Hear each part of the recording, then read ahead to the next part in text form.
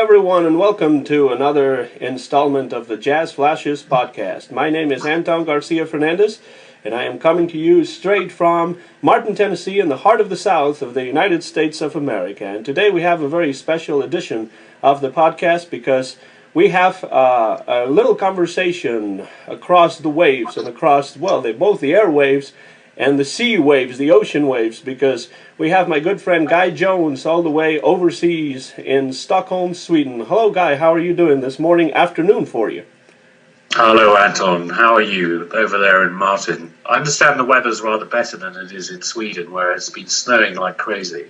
Yeah, I hear that. It's kind of cold here, but I suppose not as much as it is over there in Stockholm. But we're not going to be talking about the weather, which, might be something we could talk about. What a pity. It's too bad, right?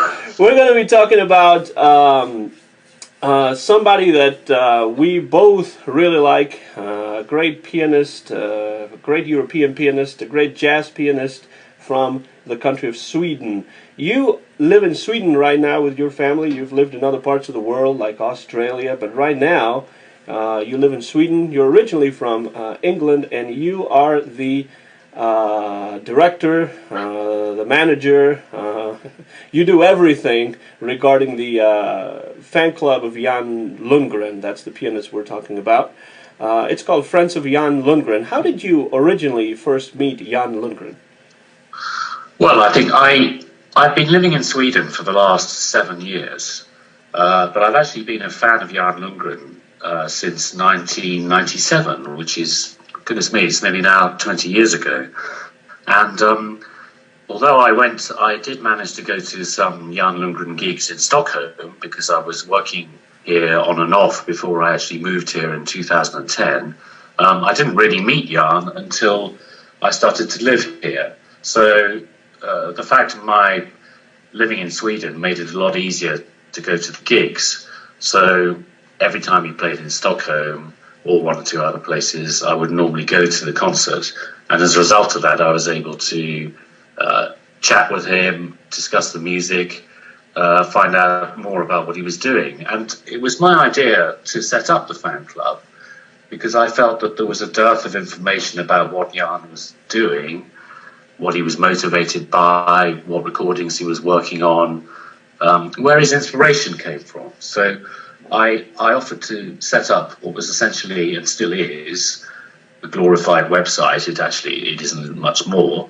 And as a way of finding out, getting some inside information, some insight into what he was doing. Because his official website is a little bit superficial in those terms, as is often the case with artists. So I felt it was, although there's something slightly incongruous about a fan club for a comparatively little-known Swedish jazz pianist, I thought it would be a good idea anyway, because I know that I'm not the only Jan Lundgren nerd around. There are many, many thousands of us, actually.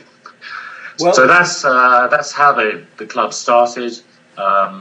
As I say, it's essentially a website which is updated on a surprisingly regular basis, actually, in part because Jan is so active on the recording side, and second because he's a very busy man in terms of concerts, media appearances,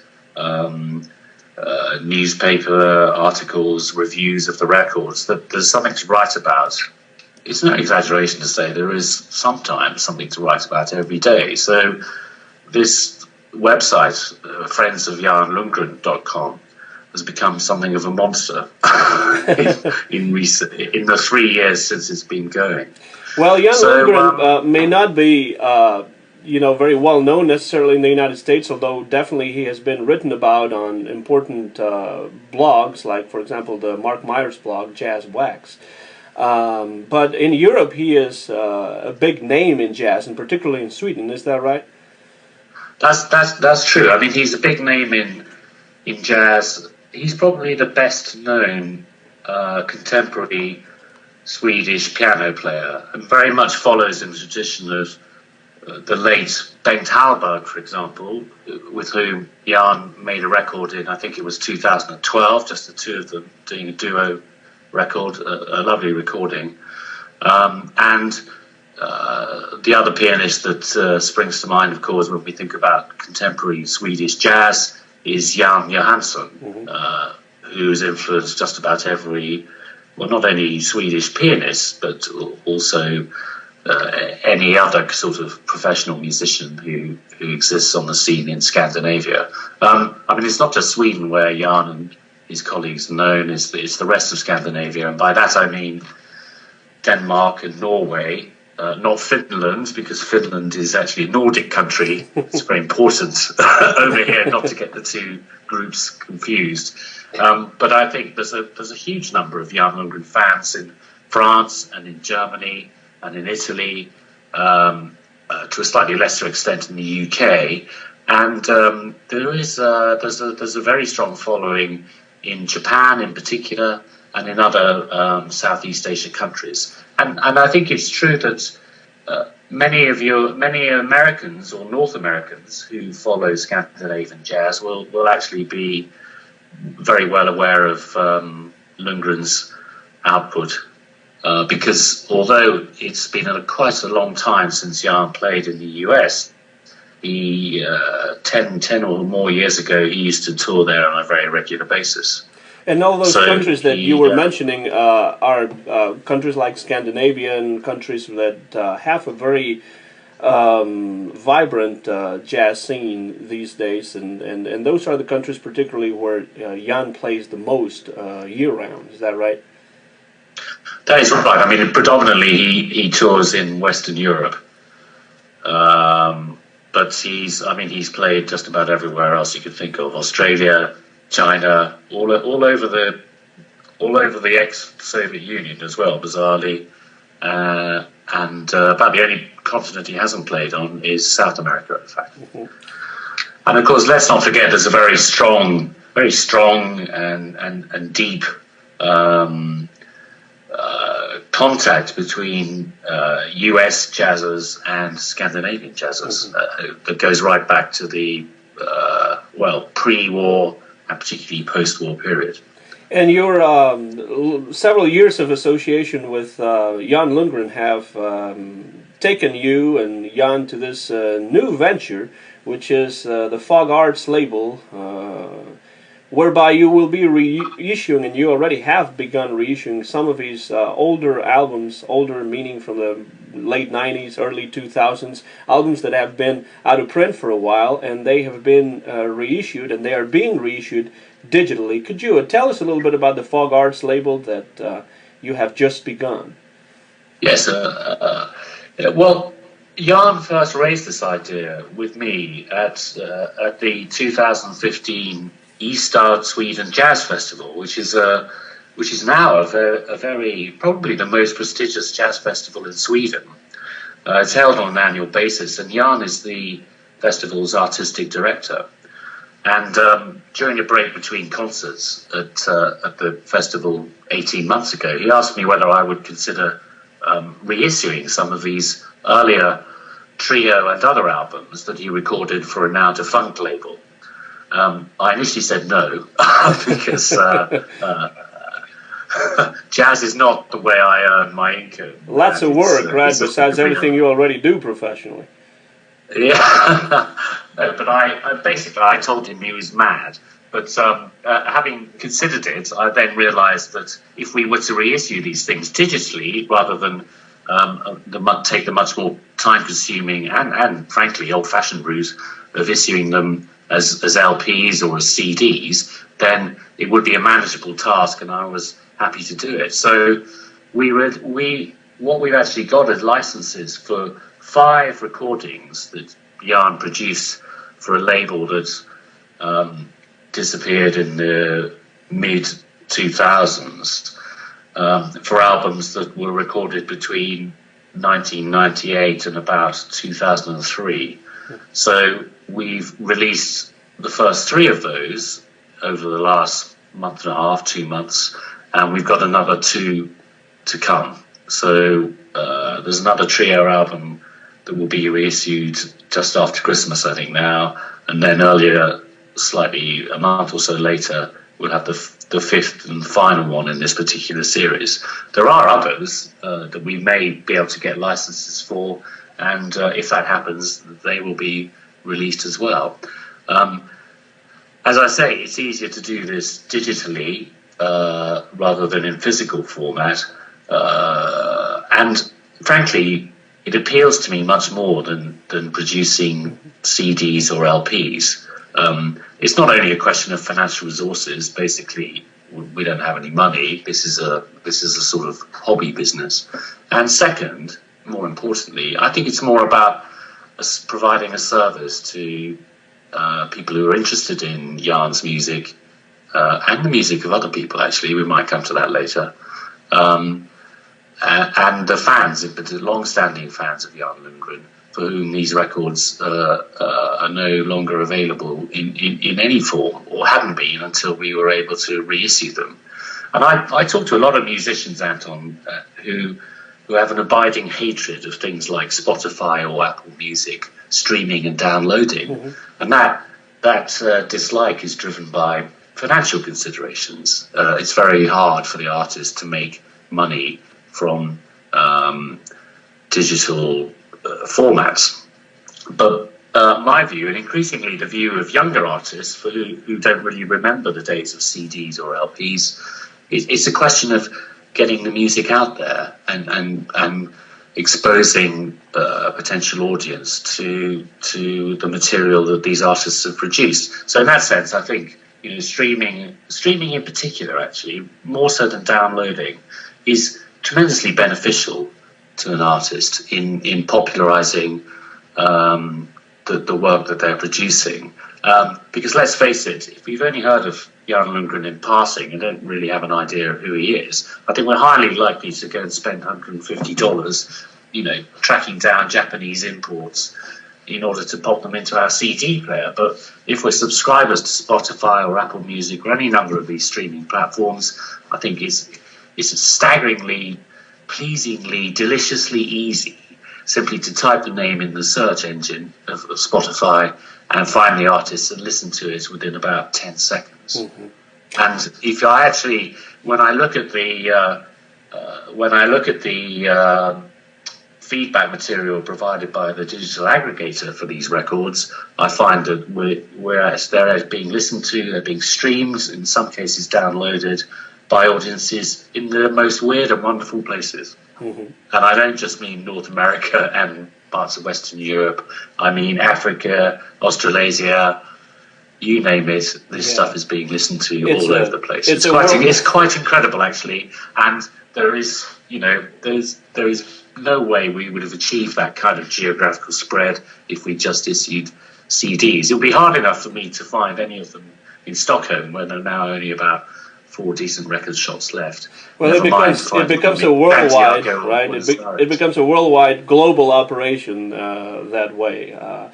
You're listening to the Jazz Flashes podcast. My name is Anton Garcia Fernandez, and we're chatting with Guy Jones, who's all the way in Stockholm, Sweden, and we're chatting about the great Swedish pianist Jan Lundgren. And we began the show with a recording taking off of one of these albums that Fog Arts has just reissued digitally. It's one which is actually a Victor Young songbook, and the song was called Love Letters, which is a song I always think about Elvis when I listen to it, but this is a definitely totally different version, originally written by Victor Young, and that is the one of the first albums that was reissued by Fog Arts just a few weeks ago. Could you tell us a little bit about that album and about that song we played? Because this is an album that not only has the trio, but it has some guests, interesting guests like singers Deborah Brown and Stacey Kent, and the great tenor saxophonist Johnny Griffin. Yes, and I think if we take these two albums together, the tribute to Victor Young and then the second one, which is a tribute to Jules Stein, they're very typical of Jan's musical interests in that he's always been drawn towards composers who we might call a little more neglected than those that familiar to most people as part of the Great American Songbook. I mean, of course, Victor Young and Jules Stein are, firmly part of that songbook. But the material that figures on these albums, although a number of tracks are extremely well known, others are distinctly neglected and are seldom heard these days. And it's, as I say, it's very typical of Jan to be drawn to this kind of music and to want to record and pay tribute to these composers using material that has largely fallen by the wayside, or at least is not so well known as the more famous numbers. And he did that helped by several really interesting, American jazzmen that stopped by the studio in Denmark when these records were made. Absolutely. I mean, if we take the case of the Victor Young album, which goes back to 2001, the guests are US singers Deborah Brown, who I believe lives in Kansas City, Missouri, pretty well known in the United States, not as well known in Europe. I think partly because Miss Brown has been spread rather thin across a number of different record labels, and which is a pity for European listeners, because particularly on this album, she makes a sensational contribution. The other female singer we've got is Stacey Kent, not terribly well known back in 2001, but now has a very firmly established and very international audience, and I think is just as astonishingly capable and a divine singer, in fact. But then I'm partial.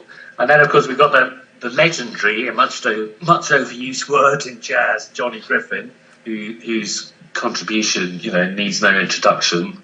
There's a nice story Jan tells about the song "When I Fall in Love" while it was being recorded. Just as the take ended, Jan noticed that Griffin had a tear in his eye, looked at him, concerned, and Griffin simply replied, "I was thinking of Ben," who, of course, was Ben Webster, and Webster was very closely associated with that song, "When I Fall in Love." Mm-hmm. And, a Scandinavian trio, at that time not terribly well known outside Scandinavia, being able to attract artists of this caliber was frankly a major coup.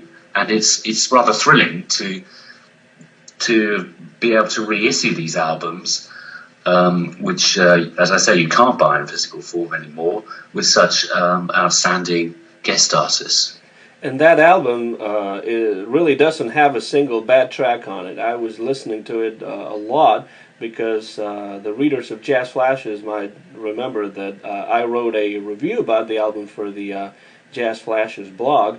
And I was just astounded by the fact that all those recordings, all the tracks on that album were absolutely fantastic. The trio tracks, but then also the ones that included these great artists from the United States that are collaborating here with Jan Lundgren. Now, the second album that was reissued at the same time, I believe, as the Victor Young album, was a songbook as well, called Jan Lundgren Trio Plays the Music of Jules Stein. And Jules Stein, together with Sami Khan,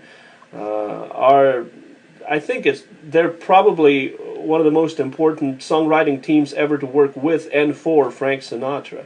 And they made some great, they wrote some great songs, both for Sinatra and for other singers. And I think it would be a good idea to play a track off of that second album, the Jules Stein songbook. And in this case, you have chosen one that is a particular favorite of mine because it comes from a Frank Sinatra film from the 1940s. We're going to listen to it, and then we can talk a little bit more about the album. Here it is, the Jan Lundgren Trio paying tribute to Jules Stein on What Makes the Sunset.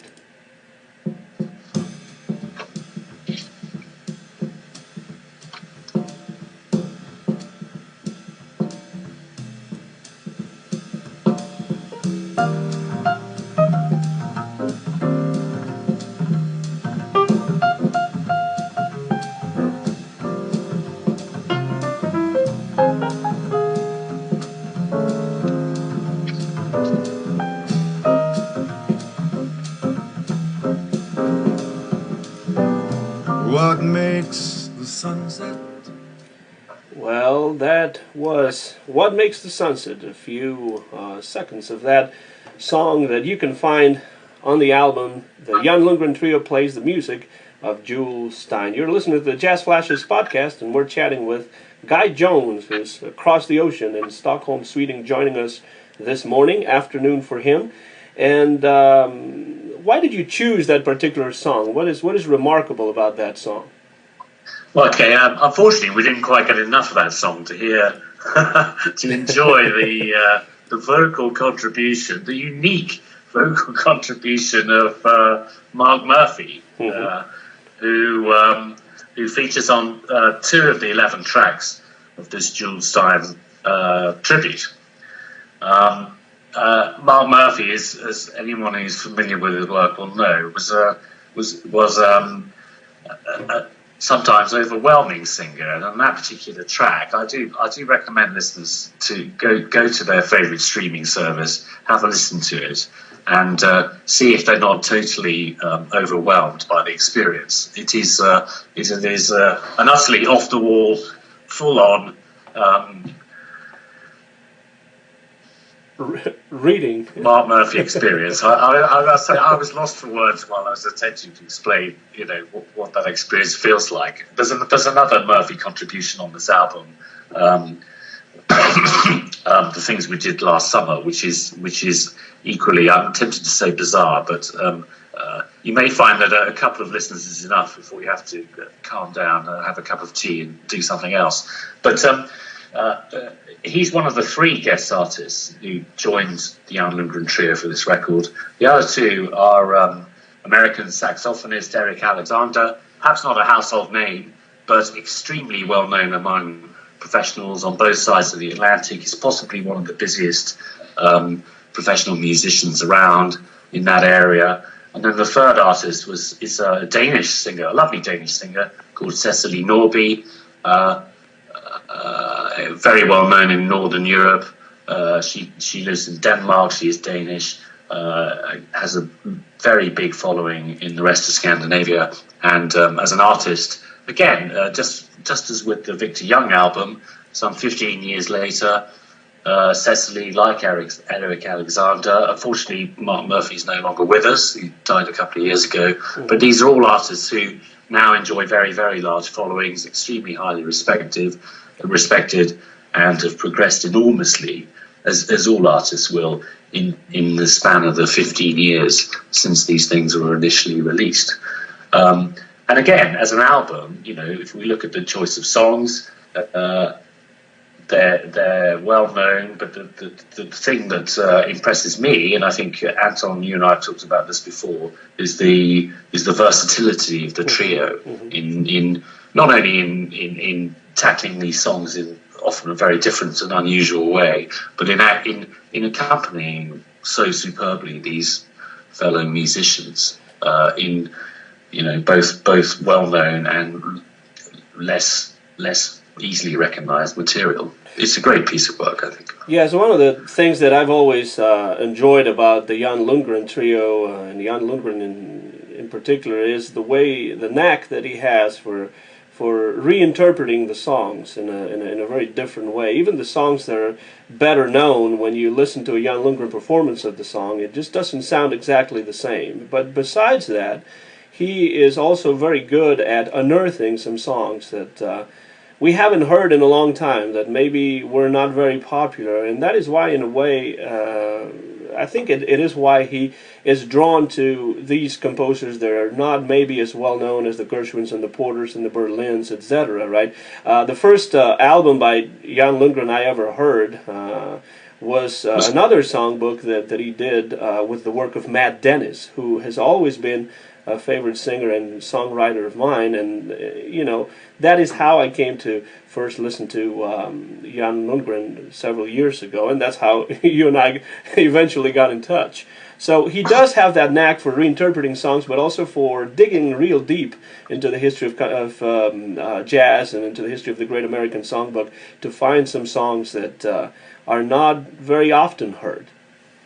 Well, I think that's absolutely true. I mean, you encapsulate one of the key things that makes Lundgren so appealing to listeners, and that is, he constantly surprises, not only by his very different renditions of songs we all know and love from the Great American Songbook, of which he's a very ardent student, but he has, as you say, that knack of unearthing composers who we've forgotten about, or perhaps were never widely known, and getting the best from their material. And that's something that not everybody can do, actually. And Jan Lundgren is well known for his ability, his love of the Great American Songbook, and his ability to unearth material which other people may know about, but perhaps don't feel quite as confident of tackling. Now, next in line is an album, the third one we're going to be talking about, with which we will conclude this podcast. The next one is an album by two songwriters who are much better known. They're definitely household names, and when you're talking about legendary, this is really it. Because the next album, called Something to Live For, is an album of Duke Ellington and Billy Strayhorn songs. Now, what is particularly inspiring about this album? Because it is a different album in concept. Because we have the Jan Lundgren trio, right? But what we have is also some different arrangements. When you compare this album with the other two that we've been talking about, the arrangements, the concept, the approach is quite different, right? Absolutely. I mean, and it was consciously different. I mean, Jan and I have talked about this. Recorded in '98. I mean, Jan first made his first solo album in 19. Goodness me, I may get the date wrong, but I think it's 1993. Mm-hmm. So. There's a succession of trio albums that followed that. And then in '98, Lundgren takes this decision to produce what is basically a symphonic jazz album. And that's what this thing, Something to Live For, is. So it's the trio plus a 13-piece orchestra. And the results represent yes, we're talking about the Great American Songbook and a composer whose works everybody pretty much knows backwards, but being given a symphonic treatment to produce something that is highly original, and particularly for an artist who was then only, 36 or something like that. It's a very ambitious album. It features a 3-piece movement that wasn't written by Ellington, that was written by a contemporary Swedish composer, someone who was actually Jan Lundgren's brother-in-law. But he was commissioned to write this piece, and that forms three tracks of this 12-track album, and that's hard to say it's written in the style of Ellington, but you'll find several motifs and Ellingtonian riffs, to put it in a rather inept way, that figure in these three movements. And so it's an extremely unusual album, as I say, a very ambitious one for an artist who'd really only been making records for around 5 or 6 years. Yeah, the idea of Swedes is definitely very Ellingtonian, right? His approach. Yeah, I mean it's typical of his approach, in that he's always willing to try something new, and just when we think he's established and possibly stuck in a rut, he'll go and do something completely different. I mean, so in that sense, Something to Live For is a milestone album. I mean, forgive me for using that expression again, of works like legendary, but there are a number of these in his career where you kind of reach a fork in the road, and Jan will do something totally unexpected. I mean, the next one after this was something called Magnum Mysterium, which is just Jan and a bass player playing original compositions and one or two others from basically 16th century. A highly unusual and original album. And then we have another departure a few years after that, which is Jan playing with Richard Galliano, a French accordion player, and Paolo Fresu, who's an Italian trumpet player, to do something called Mare Nostrum, which is again another radically new departure. And then most recently, last year, a tribute to Jan Johansson, the Swedish piano player I mentioned earlier, who died in 1968. Which is Jan, the bass player who appears on one of these two albums, or two of these two albums, Matthias Svensson, and a string quartet. Again, an unexpected departure and a slightly risky enterprise in that you have to. Jan Johansson is so well known, and the pieces are sort of national treasures in Sweden in particular and the rest of Scandinavia, that you approach this material at your peril, but by doing it in that kind of lineup, piano, bass and a string quartet, Lundgren manages to produce something that says something new about material that's 50 years old, and the record itself has been hugely successful. But I think, Something to Live For is an important, extremely interesting and stimulating album. It's very clever arrangements. As I say, the songs are well known, but nothing seems hackneyed or too familiar. And the results speak for themselves. And I'm delighted to have been, played a part in being able to reissue it. You're listening to the Jazz Lashes podcast. My name is Anton Garcia Fernandez, and we're chatting with Guy Jones, who's talking to us from Stockholm, Sweden, thanks to the wonders of present-day technology. And we're talking about 3 albums that have been reissued digitally by the Fog Arts label. Jan Lundgren plays the music of Victor Young, plays the music of Jules Stein, and also Something to Live For, which is also an Duke Ellington Billy Strayhorn tribute songbook. As you can see from the words of Guy, Jan Lundgren is a very busy man, and he has an impressive recording career, recorded legacy. And now we're lucky that these albums that haven't been available for a while are now finally available again in the form of digital reissues that you can digitally download. Could you, in order to finish and wrap up the podcast, could you tell our listeners where they can find these albums if they are so willing to download either the whole album or just tracks from the album? If they want to be introduced to this beautiful music by Jan Lundgren, what should they do? Well,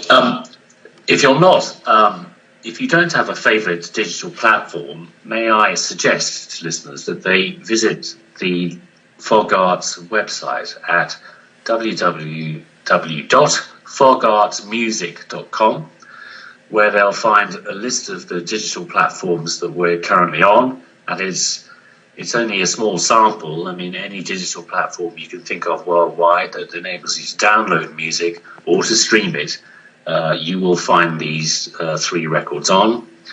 And if you're interested in more information about Jan Lundgren, what he's doing, what other records have been issued in the past, what else is coming up, then please do visit our website, our fan club website at www.friendsofjanlundgren.com. That's all one word, friendsofjanlundgren.com. If that's too much of a mouthful to remember, just go to janlundgren.com, which is the official website, and you'll find a link there to friendsofjanlundgren.com, where in turn you will find a link to fogartsmusic.com. And as I said earlier, the great thing about streaming or downloading is that if you have a favorite platform and you already subscribe to any number of these things, just type in Jan Lundgren Trio to access the Victor Young and Jules Stein albums. And if you're looking for Something to Live For Jan Lundgren orchestral tribute to Ellington, just type in Jan Lundgren and that'll pop up really quickly as well. And besides these 3 albums, Guy, are there any other releases that are upcoming from the Fog Arts label? There are. As I mentioned earlier, we've got another Jan Lundgren reissue, a pure play trio album coming up, and that'll be just after Christmas. And then earlier, a little bit later in the new year, we've got the fifth and final one of this series, which is again another trio lineup. Is something called Svenska Landskap, which we're going to issue under that name, although it also was released in the US and other English-speaking countries as landscapes. And it's perhaps we'll have an opportunity to talk about that one a little later, because that's one of my favourite Jan Lundgren albums as well, actually. And for those of you with a passion or interest in Scandinavian jazz, you are certainly going to like Svenska Landskap, I promise you.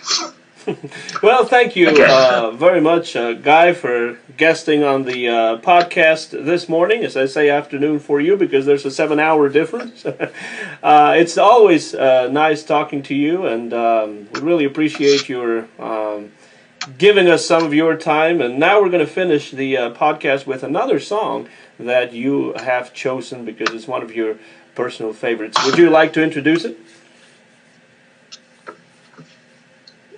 If you would like to introduce it, I would let you do that. Would you like to introduce the song? I would, and I think I'm going to pick the first one from the Something to Live For Ellington tribute, which is the eponymous Something to Live For, in fact.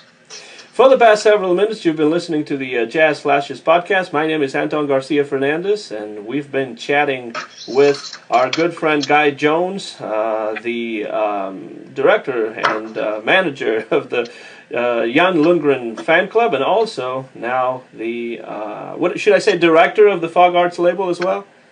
I think the expression is general manager.